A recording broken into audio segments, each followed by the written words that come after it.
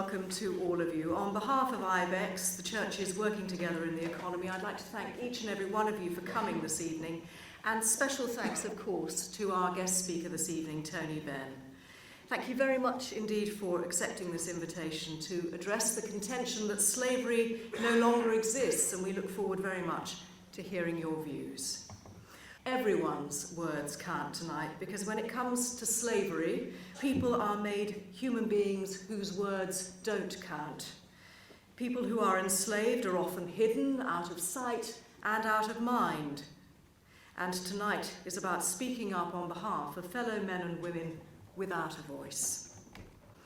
Now, when I was at Radio 2, and I used to have my programme in the afternoon, there are two things that particularly struck me about Tony Benn when you came to be a guest on the programme. First and foremost, the way the very strict no smoking policy didn't seem to apply to Tony Benn. And secondly, and I think most importantly and tellingly, at the end of every single visit, he was scrupulous about thanking each and every member of the team, and that included producers, technical staff, everyone. And people who were normally frequently overlooked appreciated that gesture enormously. Tony Benn stood down, as I'm sure you're aware, as MP for Chesterfield in 2001, wanting, he said, to devote more time to politics. So can we assert that slavery no longer exists in our 21st century? Ladies and gentlemen, Mr. Tony Benn.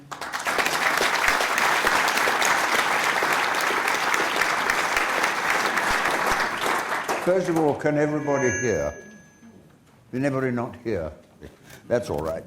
Now, that was a very long introduction. Reminded me of the old joke of the man who had such a long introduction that when the chair said at the end, I call on the speaker to give his address, he said 23 Acacia Avenue and went home. But you've spared me that. But we have met before. But this is a very interesting meeting because it is intended, as I understand it, to relate history to the present situation.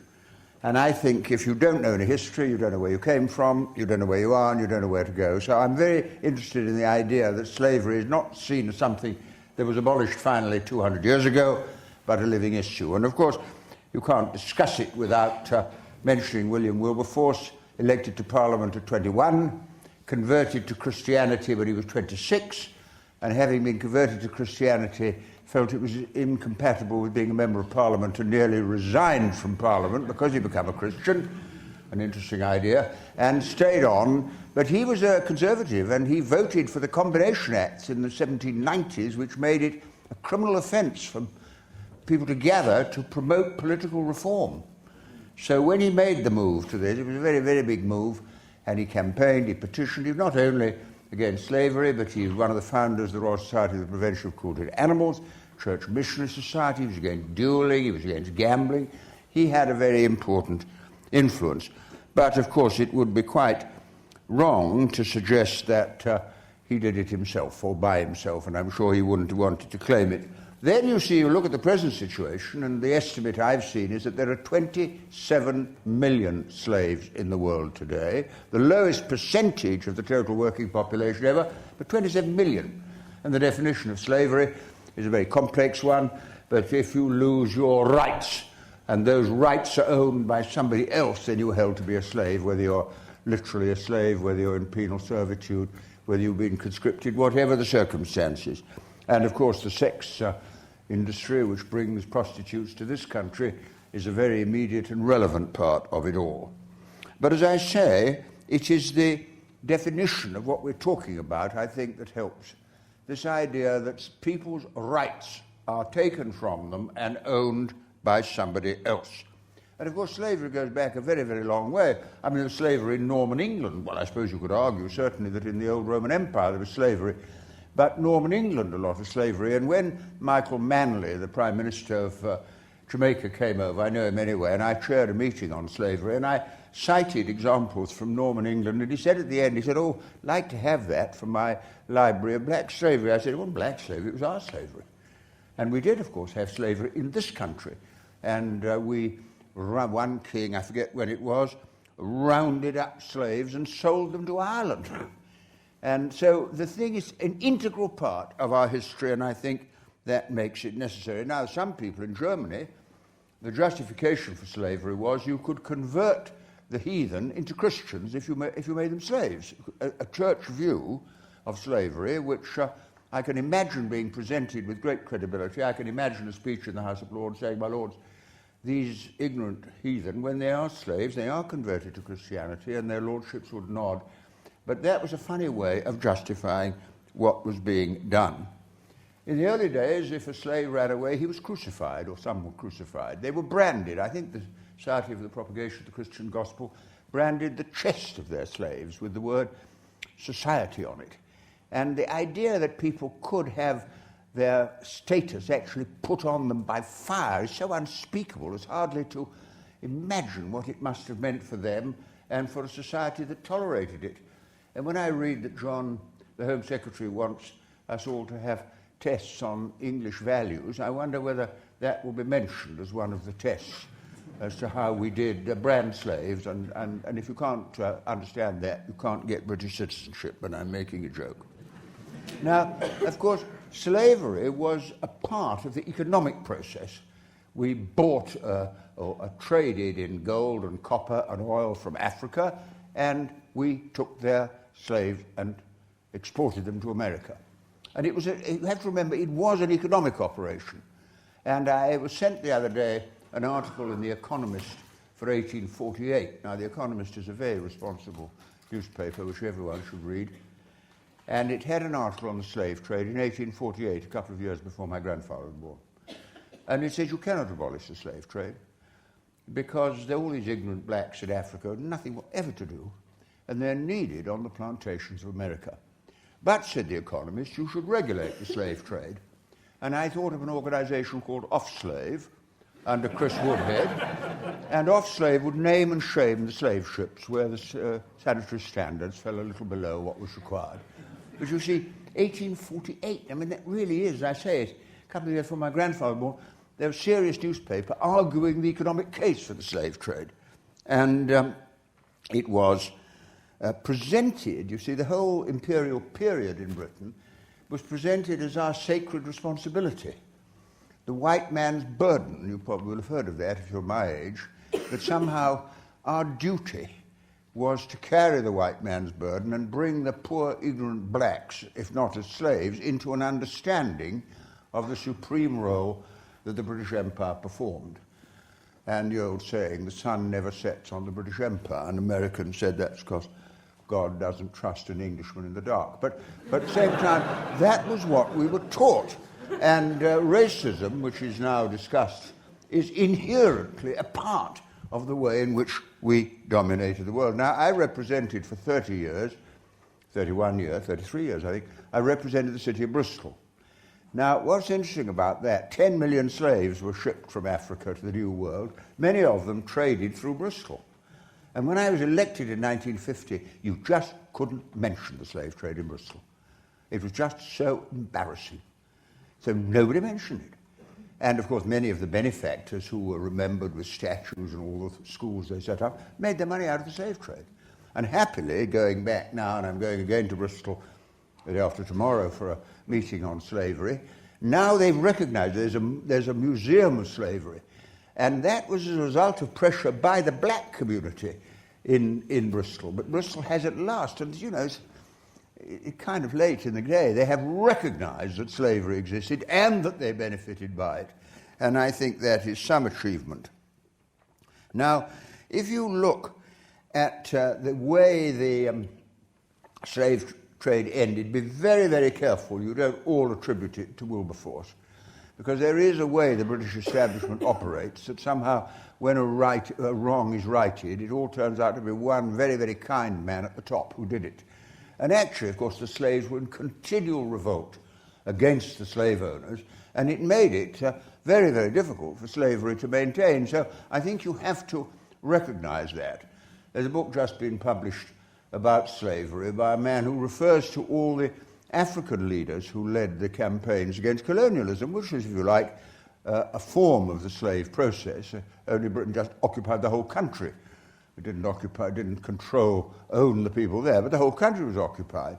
And when I was a young man, you see, that was going in full force. Indeed, I spent a year in Africa during the war learning to fly in Rhodesia, now Zimbabwe. And when we occupied Rhodesia, the whites stole all the land from the Matabele and the Mashona and gave it to the white farmers. Just that was Cecil Rhodes's contribution to civilization.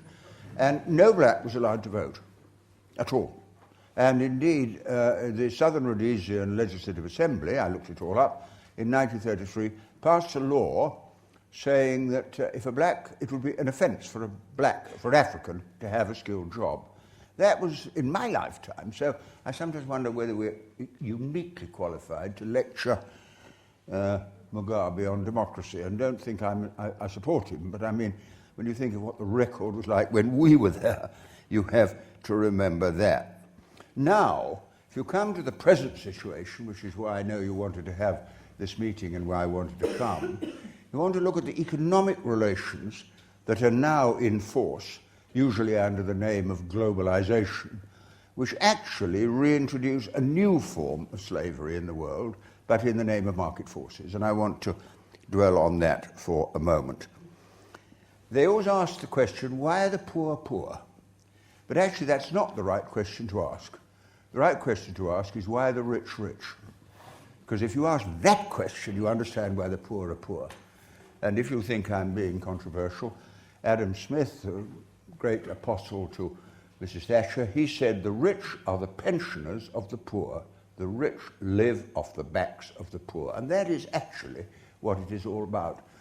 I think there are about 500 billionaires now in the world, maybe more now, and they have, they own half the wealth of the world.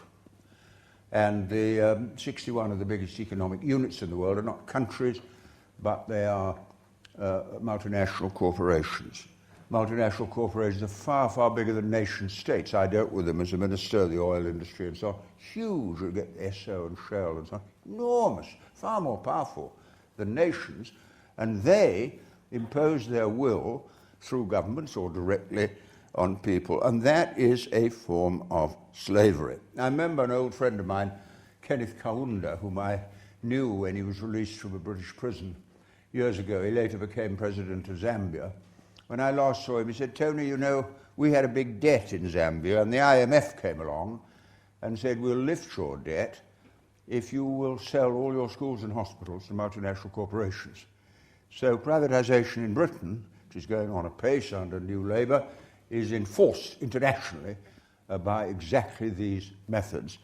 And the interesting thing to me about debt relief is that, you know, if you were really looking for a way of compensating for slavery, you can't find the families who lost relatives, but if you were looking for a way of doing it, lifting debt in African countries would be the right and correct way to compensate for the slave trade, when you think 10 million people were taken in appalling conditions into the New World. And that is an argument that I think ought to be taken seriously. It's been an argument argued by quite a number of leaders of developing countries. Now, what's interesting to me also about all this is the relationship, particularly at this conference, a relationship of all Jews to religion. I was brought up by my mother on the Bible, and she told me the Bible was the story of the conflict between the kings who had power and the prophets who preached righteousness. And she taught me to support the prophets. And it's caused me a great deal of difficulty in my life, but I don't regret it. Because you see, there is a difference between the interpretation of the teachings of Jesus and the view put by the leaders of religious organizations, who are the kings. I think of bishops, the presence of the Bishop of Winchester and the Bishop of Southampton. Bishops are part of the established view, whereas what interests me is the teachers. I hope I don't give offense, but I find the teachings of Jesus are more interesting than the physical ascension and the Virgin Mary and the Holy Ghost. And I'm only giving my own interpretation. And the teachings can be taken over by the organizations, so that it turns out if you don't do what the Pope says, you'll die in hell, go to hell. And that's a very different from the teachings. I hope when I go to hell there's an energy crisis, my personal hope.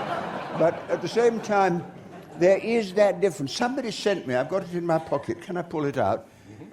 On the internet the other day, I found statements from all the world's religions, and I photocopied it, and I keep it in I need my specs now, which is in my other pocket. There we are, it's in that one there, I think. There we are. And I say this because it has a lot to do with how we regard other races.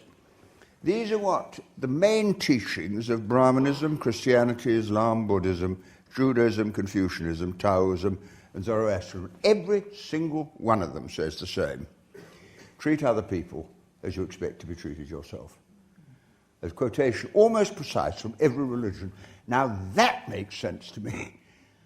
But compare that with the idea that Bush said that God told him to go to Iraq. I didn't know God worked in the Pentagon, but that was the interpretation Bush had put upon it. Or indeed Zionists who say that Moses went up Mount Sinai and allocated Palestine to the Jews. I didn't know God was an estate agent, but that is a view they hold. Or Osama bin Laden who says if you don't accept the Quran, you should be executed. I don't think that's anything to do with the teachings of any great religions. And so we have to try and find a way of doing it. Mind you, it doesn't only apply to religion, because Karl Marx, whom I've always thought of as the last of the Old Testament prophets, a very wise old Jew, worked in the British Library, wrote a wonderful book about capitalism. The only difference was he said it was wrong. And then Stalin came along and seized Marx's work and used it as an instrument of repression, just as has happened with the world's religions. And so it's so important to get back to the teaching, because as I get older, I look back on life, and I'm less and less interested in kings, presidents, prime ministers, dictators, emperors. The people I'm interested in, the teachers, the people who taught us how to live our lives.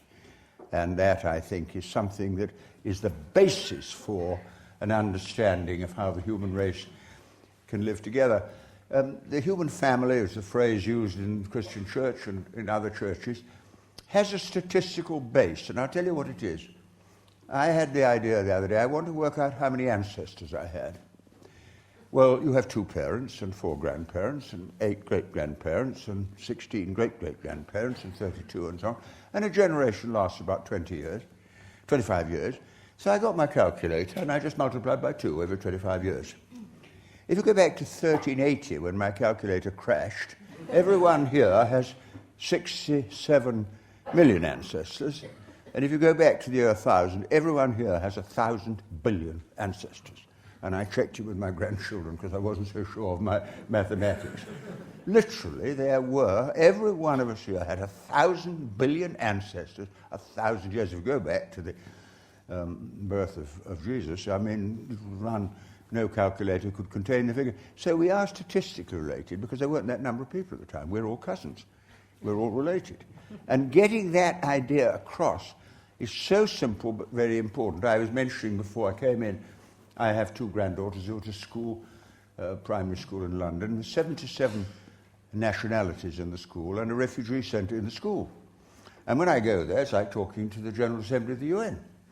And my grandchildren, for them, it's absolutely natural. You've got Muslim friends, Jewish friends, American friends, Muslim friends. I mean, that's just life. That's what it's about. And somehow that idea has got to be brought into our consciousness if we're going to avoid a repetition in the name of globalization of a relationship of control. You see, even debt is a form of slavery. Having 10 grandchildren, all just about to start life, leave university with a debt of £10,000, meet another student and another 10,000, want to get a mortgage, you start life with a debt of £100,000. If you owe £100,000, I tell you one thing, you're not going to make trouble with your employer, because if you're sacked, your home will be repossessed. And you see, debt in Africa and debt at home are all part of a new form of economic slavery, which I think requires a little bit of attention. Now I come, before I finish, I don't take too long, I want to listen to what you have to say, to the way in which we did get democracy in Britain, i.e., where the rights that people had were not just the rights to be free from a slave, but also they were the rights to have some control over the society in which they lived. And when William Wilberforce voted for the Combination Acts in the 1790s. Of course, it was illegal to form a trade union.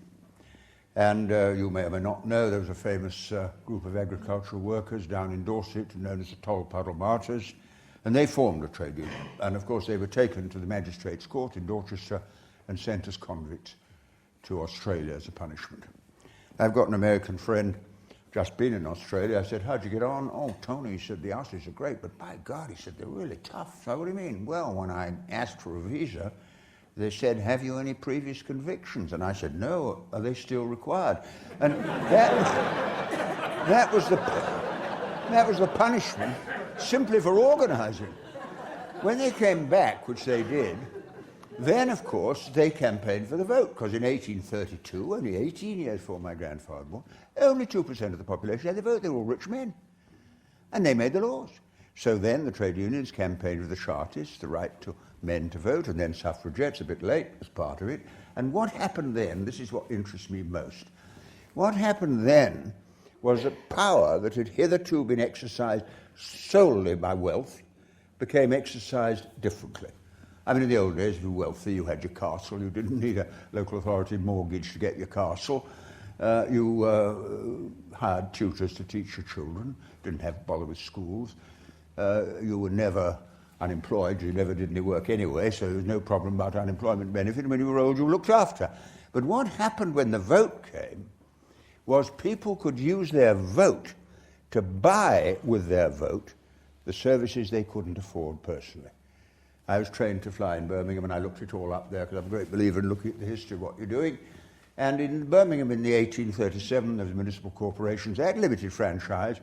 But what did people do? They voted for municipal schools, municipal hospitals, municipal museums, municipal art galleries. And what democracy did was to transfer power from the marketplace to the polling station, from the wallet to the ballot, and it gave us the welfare state.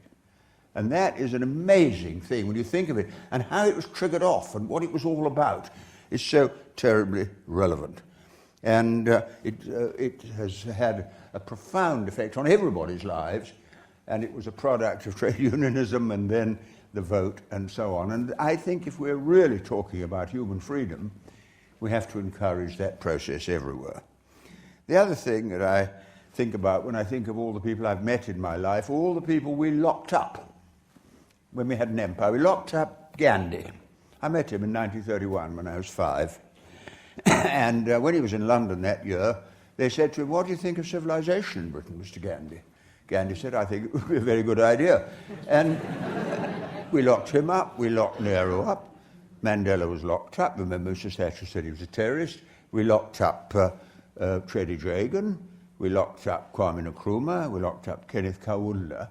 And the thing about it was that at the end, they all had tea with the Queen as head of Commonwealth countries.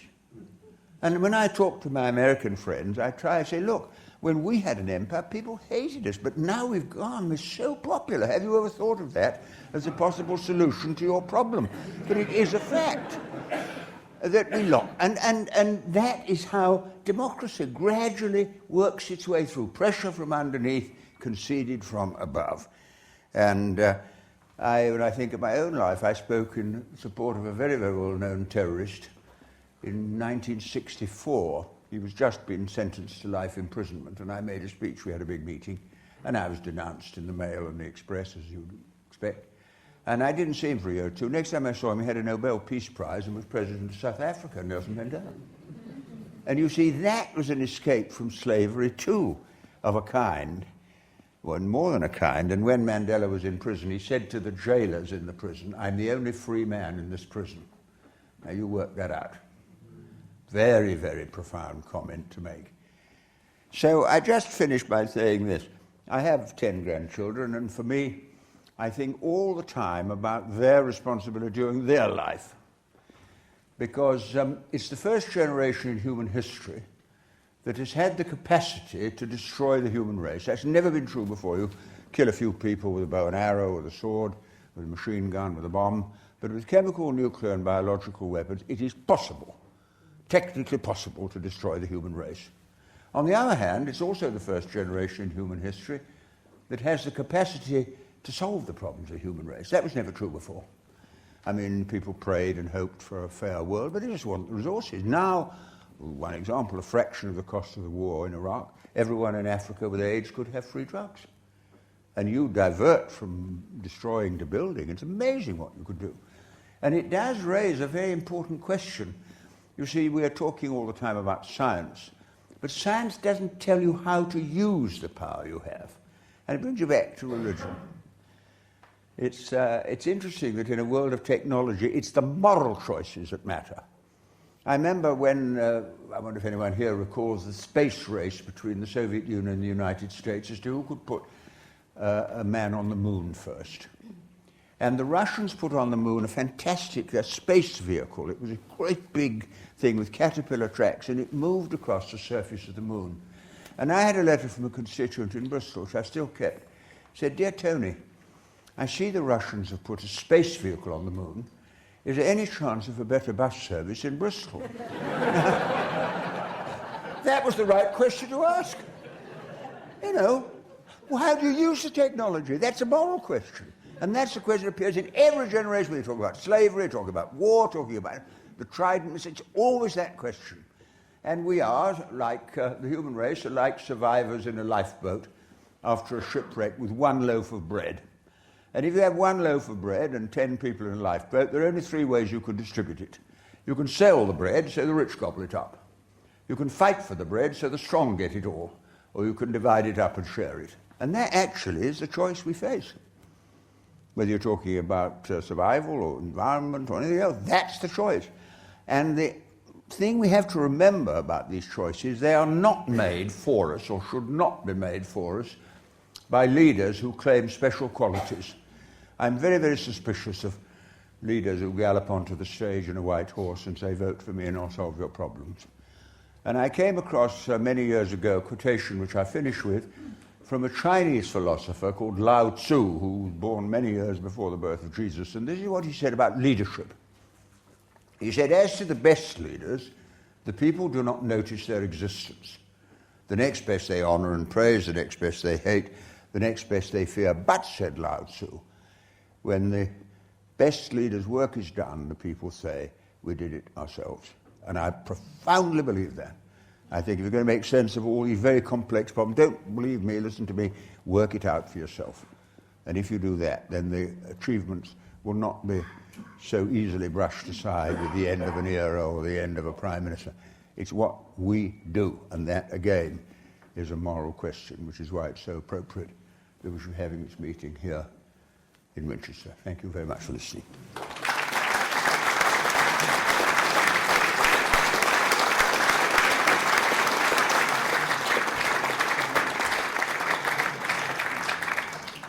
Tony Benn, thank you very much indeed for those words. I knew we'd be talking about some very serious issues this evening, but I must admit I didn't anticipate that we'd have quite so many laughs in the first few minutes of getting together, and that levens things considerably. Thank you very much indeed. Now, I just wanted, as I say, to mention just a couple of brief statistics before we get into the question and answer session, because as part of the background reading to this evening, there were just a couple of things that really struck me. One was the Joseph Rowntree Foundation, who's published a report recently called Contemporary Slavery in the UK. And it painted a picture which is just horrifying, really. It's a picture of a secret world of forced labour with, for example, 5,000 children under the age of 16 coerced into prostitution in the UK alone. We're not talking worldwide, just in this country alone. And other illegal practices in jobs ranging from crop picking to factory work, from nursing to the catering trade. That's Britain we're talking about. If we consider slavery worldwide, well, Tony Benn mentioned 27 million, I think, slaves. Certainly the Joseph Rowntree Foundation, let me get this right, the Church Mission Society, that's CMS, argues that we're only just beginning to grasp the scale of this problem, with an estimated 1 million humans being trafficked across international borders each year, many of them, as you can well imagine, ending up in some form of sexual exploitation. And the vast majority of trafficked victims are, of course, from the most impoverished countries in the globe. The human stories behind each of those people just the stories of being trapped, being forgotten, of living without hope are overwhelming and deeply shocking. Is there anyone who would like to be brave and put their hand up and be the first person to ask a question? How splendid. Yes, the gentleman at the back in the blue shirt. Good evening. Tony, you come across as a nice person, but I think you're assuming that the world's full of nice people. There are some wicked people out there, and although we can do our best to try and make them nice people, you never will. The world is half full of wicked people, and you'll never change it. What do you think? Well, some of the wicked people are in positions of very high responsibility in the White House and elsewhere. And so you've got to be very careful about that. The American theologian Reinhold Niebuhr, whom I knew as a family friend, he once said, "Man's capacity for evil makes democracy necessary. Man's capacity for good makes democracy possible."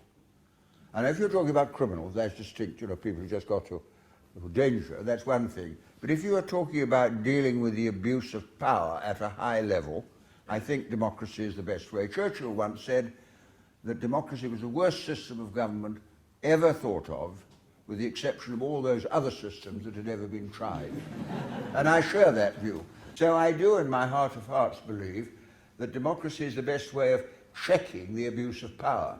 But of course, as I mentioned in the end, a society is shaped by its moral values. And moral values are of critical importance. They're not, moral values at home without any social consciousness is a bit isolationist, but I mean, society does have to share some belief in things, and that's where education and religious education can be so important. But don't be a pessimist about the rotten people in the world. My experience on the whole, I get older, is the more people I meet have got a real contribution to make. I think the establishment, politicians and the media underestimate people's intelligence. Who'd like to speak next? Yes. My students at Winchester School often say, what can we do to make a difference to issues like this? How would you advise them? Well, I'm often asked about that, and I think the answer is that people write to me and say, identify yourself with a cause in which you believe, work there, and you'll learn from others, and may learn skills that will be able to apply more generally. And you see, they say there's a lot of apathy. I don't believe there is any apathy. I think a lot of people are angry that no one listens to them, and they don't believe a word they're told. Now, anger and mistrust are not the same as apathy. They're highly political, but they don't fit in with the parliamentary process. But what kind of lobbying is the most effective? Well, if you take for example, suffragettes. Suffragettes were locked up and forcibly fed in prison when they went on hunger strike, then released under what was known as the Cat and Mouse Act, which released them. As soon as they had a meal, they rearrested them, and they got the vote. Or if you take apartheid, if you take another example at the moment, if you take environment. Now, a few years ago, do you remember Swampy? He was always being arrested by the constable for causing trouble. Now it turns out Swampy was one of the first people talking about the environment. And I think you just have to keep on at it. I remember 4 years ago when we began the big demonstration against the Iraq war, people said, what's the point? We had the demo, a couple of million people. Now, yes, but 4 years later, the Americans defeated Bush in the midterm elections. I mean, it always takes time. And my experience of progress is if you come up with a good idea, to begin with, it's ignored. Then if you go on, you're absolutely stark staring bonkers. If you go on after that, you're dangerous. Then there's a pause, and then you can't find anyone at the top who doesn't claim to have thought of it in the first place. That is how progress is made. And so I'm an optimist, but I'm a patient optimist. Yeah, thank you. There's a hand up right at the end, the far end there, please, if we could have a microphone to you. I think a modern example, of course, of ending poverty and therefore the slavery going with it, the form of slavery, is of course the fair trade movement. And I think that came out of people asking the right questions. And what's interesting now, I've just taken up a new job with the British International Sailor Society, seeing the number of Filipino sailors who are in a state of poverty where they cannot argue and say they are in terrible conditions because they know there are thousands of others waiting at the ports to take their jobs. And I think we need to ask the right questions in this country, just as the result of Clarkson spreading the news about what was happening and so showing how sugar was stained with blood. We need to see how 95% of our imports, a proportion of that, is stained with the sweat and toil of people working in abject conditions. Fair point. Well, I agree with that. And you see, what's so interesting to me about globalization is it's interpreted solely in freedom of capital to move. There's a very good vacuum cleaner called Dyson. They don't have a bag. I'm not paid to say this, but I've got one. And they employed 800 people. And Dyson closed the factory and opened it in Malaysia, where the wages were a third of what they were in Britain. And so all the guys who made the thing were sacked. And Dyson's profits trebled. Now, if people in Malaysia with low wages could come to Britain because the wages are high, oh no, you can't have that, no, that's so is immigration. But the emigration of capital is accepted. And it's to me very, very strange that we don't relate all these things together, because we don't. And as you say, a lot of the imports have a blood stain because they are produced by people under some form of control, no sort of democratic or trade union control, and the profits go to the people in Britain who sell them. So it's a very, very good question. You're quite right. Asking the right questions is the start. Yes, please, in the front here. Going back to the views of the young, if my daughter was here, she would want to ask a question relating to the sex trade. She's working in London for a charity that supports trafficked women when they escape, providing housing and support. And I know she's appalled at the fact that politicians all condemn this, but there doesn't seem to be any concrete action to prevent this. And I'd be interested in your observations. Well, I don't know what's done about it. I'm not in Parliament on a daily basis listening to all the statements. But I, like you and utterly shocked that a trade of this character, there's always been a white slave trade, it's not new, but that in modern circumstances, with so much information and so on, it should be allowed to go on is incredible to me. I cannot believe that prostitutes who are working couldn't be identified and then saved or released from their pimps. And if it isn't happening, it may be because enough attention is not being given to it. I think also there's very much a prevailing assumption that people have come to this country illegally and then are put into these situations. But very often, according to these reports, the Joseph Rowntree report that I mentioned earlier, they actually come legally, and then the criminals siphon them into these particular trades. And the trouble with that is that white middle class England tends to think, oh well, if they came here illegally, they kind of deserve the conditions they get. Not right to have that point of view, but I'm afraid it is a prejudice that we come up against all too often. Right, another hand. Yes, gentleman there. I was just wondering, what place has subversion got in compassion? How can we be subversive to undermine what some of these things that are going on? And my hunch is that we have to think in terms of anti-mass, which is about small groups of people gathering together and plotting and then getting on and doing it. So how far can you push the boundaries, small groups? Well, I mean, if you look back historically, apparently unimportant things have turned out to be very, very important, haven't they? And so you can see that historically, how that's happened. And if people do get together and organise, movements come out of it. It's got to start somewhere. After all, the disciples were not a very large group, but they had a considerable influence on the history of the world. And so don't ever underestimate what people actually can do. Now, if you're talking on the area of defying the law, civil disobedience, I don't know whether you're touching on that or not. But I take the view that I will not recommend anybody to take a risk I won't take myself. On the other hand, I do also know the civil disobedience has had a profound impact. I mean, the suffragettes, the anti-apartheid movement and so on, were engaged in that. But acts of conscientious objection are very, very important. And if they're based upon a clear principle people can understand, they will have an impact. Bobby Sands, who died as a hunger striker in the Mays prison, he said before he died, "Our revenge will be the laughter of our children." I found that a very, very moving phrase. I didn't want to kill anyone. I just want my children to be able to laugh. And look at Desmond Tutu, Truth and Reconciliation. I was thinking of that in connection to South Africa and Iraq.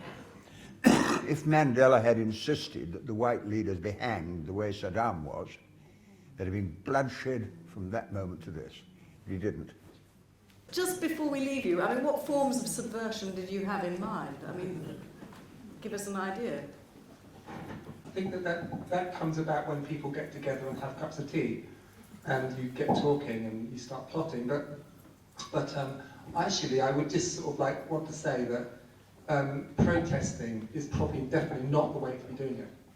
Well, I'm too old to protest now. I demand.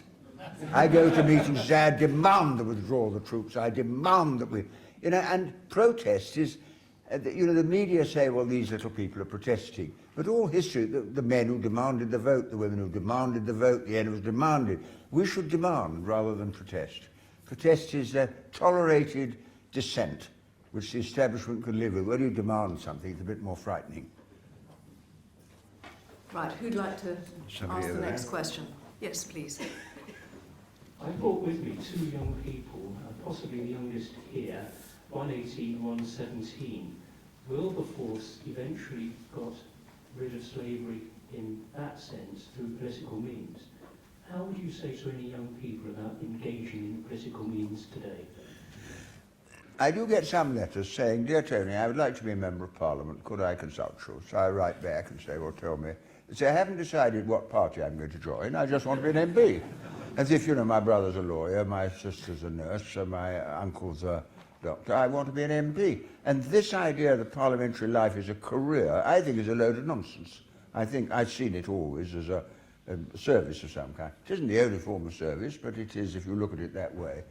But I forget who it was said, attach yourself to the life force of your generation, which may be peace movement, anti-colonial movement, anti-slavery movement. Attach yourself to that and you'll learn. When you say attach yourself to the life force of your generation, where do you feel slavery ranks as an issue in this century? I mean, abortion, human-induced climate change. Where does slavery kind of come? Every generation has to fight the same battles every time. I can't think of a single battle we won in the 19th century it hasn't got to be fought again. And after all, slavery was a human rights question, and a question of justice, a moral question, and people attached themselves to it. And I think the slaves have never been given full credit. I'll tell you something else. Do you know when they abolished the slave trade, they compensated the slave owners, but not the slaves? Can you imagine? And one bishop of Exeter, had 665 slaves himself in the West Indies, and he was compensated for losing them. So it was never quite as clear and wonderful as it seemed. Right, hands. Yes, gentleman in the front here. I would suggest that many find themselves enslaved by the moral and spiritual bankruptcy of our own contemporary society. Could you comment on that? Well, you could say infected by the values that are preached in the media or in so on. But I don't think anybody could say, well, look, don't blame me. I think we do all have a moral responsibility, and I would be if somebody said, well, look, I didn't want to murder him, but I saw so many murder films, I just felt I had to. I don't think I'd accept that as a reasonable excuse. You see, we do all know inside, there is something like conscience, isn't there? You know what's right and wrong. I have a voice telling me what I should do, and I don't always do it, what I shouldn't do it, and I sometimes do. And I accept that. The only thing I don't accept is there is no health in me. I think the Christian confession is an outrage. I don't believe for one moment there's no health in me, but I do accept I've done those things I shouldn't have done and left undone those things I should have done. But the church does that to demoralise you. There's no health in us. You can only get health through the vicar or the church. And I think this is also, funnily enough, a form of control mechanism, psychological control mechanism. I'm causing terrible trouble to the clerics here, but you'll have to forgive me. They're unusually quiet at the moment. What were you getting at with that question? What were you driving at? I think it's a sense of seeing people caught in a bondage, in a cycle of behaviour or of response which they feel unable to get out of, because the moral climate has reached such a pitch where there are no longer any absolutes, where spiritually the parameters are so uncertain and so up for question. I suppose that's the essence of what I'm trying to get at. Well, I wear that with a particular spiritual as a clergy person in society at the present time. Well, I think it's certainly true, as I've mentioned, that the values are very often propagated are hideous values, hating foreigners, hating Muslims, hating youngsters, blaming the youth for everything. But I don't think that ever quite excuses people, because they have made a decision themselves. So I would find it very hard for a guy to say, well, look, I didn't really want to do it, but I couldn't help raping her or stealing this. I would find that hard to believe. And if he did think that, then I would think he might be a danger to society, or ought not to be available to society. And then you get into the question of how you deal with the real criminals. And there are some people like that. We haven't heard from any of the industrial chaplains who I felt we might hear from this evening. I mean, I don't know to what extent you're obviously dealing with companies. One hopes that their conditions are governed by all sorts of legislation, absolutely fine in this country. But are there any here? I mean, I've got one in front of me, I know, but he's trying to not match my eye or meet my eye now. But please do. Well, it strikes me that a lot of people. Welcome to this brief tour all about IBEX. IBEX stands for Industry, Business and the Economy, with the X factor, the Church. IBEX works in the South Hampshire to Dorset area stretching from Portsmouth to Poole, and draws its inspiration from the millions of people who live and work in the region. Traditionally, the Church and the economy have gone their separate ways without much in the way of interaction between the two. IBEX is specifically geared towards making links and building bridges between the Church and the many businesses that operate in the region. Workplace chaplaincy is the principal way in which we do this, meeting people and providing support in the places where they work. For instance, Bournemouth and Southampton airports both have IBEX chaplains who make regular visits to the staff who work there. West Quay is a major retail venue on the south coast where chaplains have linked in with managers, shop floor workers and shoppers alike. Liverpool Victoria, now LV, is a recent link that has been established with IBEX, and the role of the chaplain here is quite different to that of those who link in with ASDA. Voluntary chaplains here provide a welcoming presence that is appreciated by both staff and visitors to the store. As well as a wide range of chaplaincy work, IBEX is involved with local business organisations that seek to build links with the communities in which they are set, joining in with strategic organisations such as Sites and CEDAR and Bournemouth 2026, which aim to bolster the prosperity of the region, is also an important way in which the Church can help influence local development. Every city and region has its division between rich and poor, between economically prosperous and low growth areas. IBEX joins in with organisations that seek to create a more inclusive economy. We believe that the wealth of an area is determined primarily by the wealth of its poorest citizens. More specifically, organisations which target the needs of the poorest members of our society, such as credit unions, which aim to provide manageable finance for all. Part of the X factor of IBEX is helping the churches to recognise the significance of the economy in their local community as a part of mission, and for individual Christians to make connections between their faith and work. IBEX is a registered charity supported by the regional churches together and works for the benefit of Christians and non-Christians alike. Links with overseas groups remind us of the economy in its wider context. Regular exchange links with the Frat in Rouen, which provides basic necessities to those in greatest need, all help us to share experiences, ideas and information. Why not keep in touch with us through our regular newsletter, ongoing events and up-to-date website.